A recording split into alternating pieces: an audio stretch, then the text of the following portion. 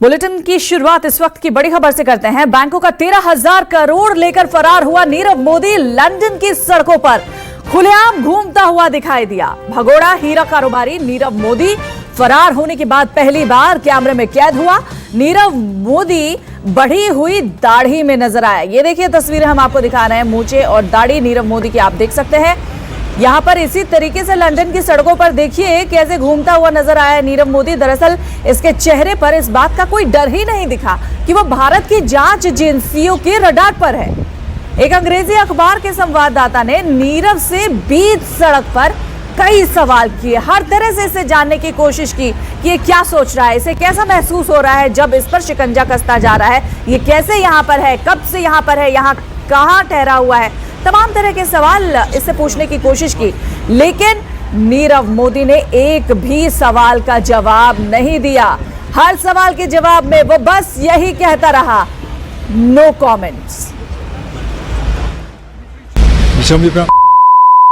Is he a friend of yours? Is he an associate of yours? No comment. You can't comment. Are you still trading in diamonds, Mr. Modi? We believe you're still trading in diamonds under the name. Is that right? No comment. You can't comment. Okay. तो आपने सुना, यहां पर तमाम तरह से अलग अलग तरह से इससे जानने की भी कोशिश हुई कि किस तरीके से ये यहां पर रहता है, कैसे ये रडार पर है। एक बार फिर से सुनिए कैसे ये हंसते हुए तमाम सवालों के जवाब में बस एक ही बात कह रहा है, no comments. Is he a friend of yours? Is he an associate of yours? No comment. You can't comment. Are you still trading in diamonds, Mr. Modi? We believe you're still trading in diamonds under the name. Is that right? No comment. You can't comment. Okay. तो इससे यह भी सवाल किया गया कि क्या अभी भी नीरव मोदी डायमंड की ट्रेडिंग करता है, डायमंड का बिजनेस करता है। इस पर भी इसने कोई जवाब नहीं दिया। इसने कहा नो कमेंट्स। देखिए दो तस्वीरें हम आपको दिखा रहे हैं। तस्वीरें देखकर आप समझ सकते हैं नीरव मोदी पहले कैसा दिखता था और अब ये कैसा दिखता है। इसने अपनी मूंछ और दाढ़ी बढ़ा ली है। वहीं आपको पता है कांग्रेस ने एक बार फिर नीरव मोदी के बहाने मोदी सरकार पर निशाना साधा है। भगोड़ा छोटा मोदी नीरव मोदी लंदन में 75 करोड़ के फ्लैट में 10,000 पाउंड की जैकेट पहने ऐश मौज मस्ती करते देखा गया। सही है मोदी जी, पहले 23,000 करोड़ देश के बैंकों का लूट कर ले जाओ, फिर बगैर रोक टोक देश से भाग जाओ, उसके बाद सीबीआई, ईडी और देश के बैंकों को ठेंगा दिखाओ और फिर 75 करोड़ के फ्लैट में ऐशगाह बनाओ। मोदी है तो मुमकिन है, क्योंकि मोदी जी आप छोटे मोदी नीरव मोदी और उसके मामा मेहुल चौकसी के लिए लगता है कि बैंक फ्रॉडस्टर सेटलमेंट कंपनी चला रहे हैं। 1 लाख करोड़ देश का बैंक के भगोड़े लूट कर ले गए, पर एक भी 5 साल में आपने पकड़ा नहीं। 80 लाख करोड़ काला धन आना तो दूर, आपने बैंकों का ही 1 लाख करोड़ लुटवा दिया। इसीलिए तो कहते हैं मोदी है तो मुमकिन है।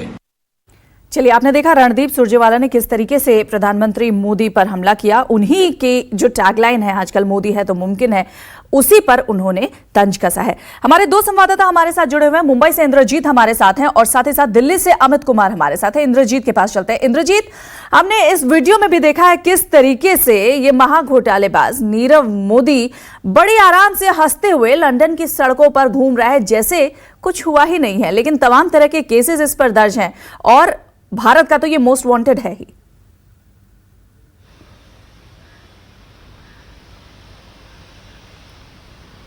इंद्रजीत जी बिल्कुल वंदना, अगर उसकी बात करें तो जो रिपोर्ट में बताया गया उसके मुताबिक उसके पास नेशनल इंश्योरेंस नंबर मौजूद है। नेशनल इंश्योरेंस नंबर वो नंबर होता है जिसके यूके में अगर आपको बैंकों से लेन देन करना है तो नेशनल इंश्योरेंस नंबर जरूरी होता है। तो कहीं ना कहीं वो जो सारे फैसिलिटी है वो वहाँ पर उठा रहा है। अगर कार्रवाई की बात करें तो ज़रूर इस वीडियो के दिखने से जो भारतीय एजेंसियां हैं उनका पक्ष मजबूत होगा। प्रत्यर्पण के लिए वो यूके से बात करेंगी, लेकिन कहीं ना कहीं इसकी कोशिश काफ़ी लंबे समय से चल रही है और रेड कॉर्नर नोटिस पिछले साल ही जारी की गई थी। इसके अलावा प्रत्यर्पण के लिए भी लिखा जा चुका है, लेकिन कहीं न कहीं यूके से अभी तक कोई खास सहयोग नहीं मिला।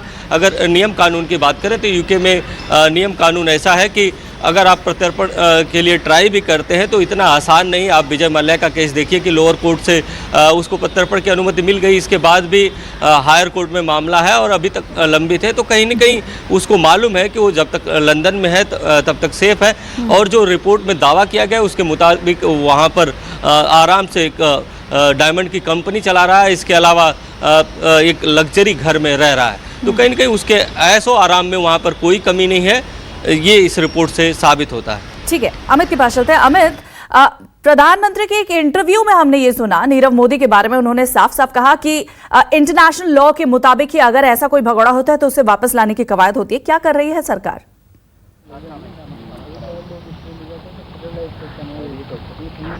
देखिए, मुझे लगता है कि ये ऐसा मौका है जिसमें कांग्रेस आरोप लगाएगी ही, और बड़ा हमला करने का मौका कांग्रेस को मिल भी गया है। जिस तरह से दिखे हैं, जो वीडियो आया है नीरव मोदी का, और सबसे बड़ी बात कि सरकार भी एक नियम से बंधी हुई है और इसीलिए बहुत ज़्यादा कुछ करने में असफल दिख रही है।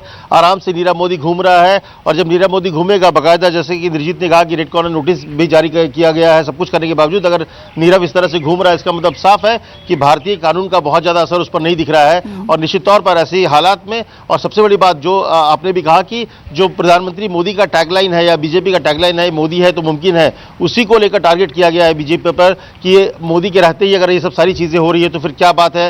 नरेंद्र मोदी ने कहा था कि जो भी बाहर गया उनको वापस लाया जाएगा, लेकिन नीरव मोदी इस तरह से घूम रहे हैं। कोशिश अपनी तरफ से सरकार कर रही है, जो डॉक्यूमेंट्स है सबके आधार पर लंदन में दिया गया है, लेकिन वहां का प्रोसेस एक ज्यादा जटिल प्रोसेस है। जैसा कि इंद्रजीत ने भी कहा कि अभी अब माल्या को लाने में ही मुश्किलें हो रही है, तो एक बाकायदा उनके यहाँ पर प्रूफ करना पड़ता है। वहाँ पर एक जो अदालत होती है उसमें पूरी कानूनी प्रक्रिया चलती है, इसके बाद ही ये प्रोसेस पूरा होता है। तो एक लंबी प्रक्रिया, अभी भी कोई विजय माल्या वहाँ पर रजिस्टर्ड नहीं है, भले उनके एक लोअर कोर्ट ने उनको इजाज़त दे दी कि आप का प्रत्यर्पण हो सकता है। तो ये वहाँ पर जब तक वहाँ के नियम कानून में आप उनको दोषी नहीं ठहरा देंगे, अपर कोर्ट से जब तक उनको इजाजत नहीं मिल जाएगी प्रत्यार्पण की, तब तक उन पर कोई कार्रवाई नहीं होगी, तब तक वो आजाद हैं। और यही वजह है कि कांग्रेस को एक मौका मिला है प्रधानमंत्री मोदी और बीजेपी पर हमला करने का तौर पर। और फिलहाल ऐसे समय पर ऐसा कोई भी मौका कांग्रेस छोड़ेगी भी नहीं।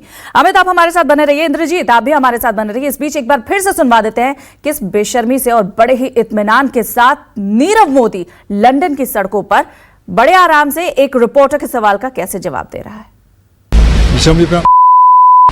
Is he a friend of yours? Is he an associate of yours? No comment. You can't comment.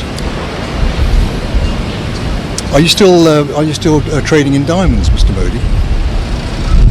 We believe you're still trading in diamonds under the name. Is that right? No comment. You can't comment. Okay.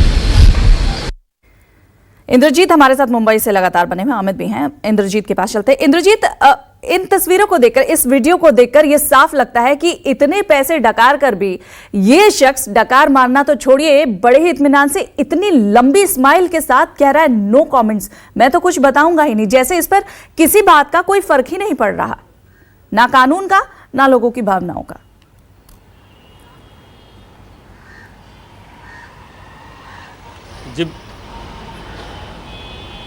जी बिल्कुल, जिस तरह से उसका body language दिख रहा है इसके मुताबिक वो वहाँ पे आराम से जी रहा है, और ऐसा लग रहा है कि उसके बॉडी लैंग्वेज में एक ठसक जो दिख रही है उसके मुताबिक वो ये कहने की कोशिश कर रहा है कि जो जांच एजेंसियां हैं लंदन में उसका कुछ नहीं बिगाड़ सकती। हालांकि अगर मुंबई की बात करें तो मुंबई की अदालत में इकोनॉमिक ऑफेंडर एक्ट के तहत उसको भगोड़ा घोषित करने की कोशिश चल रही है। इसके अलावा अब तक मामा भांजे की लगभग सभी एजेंसियों का मिलाकर देखें तो 5700 करोड़ की प्रॉपर्टी जब्त हो चुकी है। हालांकि वो प्रॉपर्टी 5700 करोड़ की पूरी है या नहीं, क्योंकि एक रिपोर्ट ये भी है कि ये लोग जो डायमंड बेचते थे उसमें से ज़्यादातर डायमंड सिंथेटिक डायमंड होता था, तो कहीं ना कहीं अगर उसको बेचने जाते हैं तो उतना पैसा मिलता है या नहीं।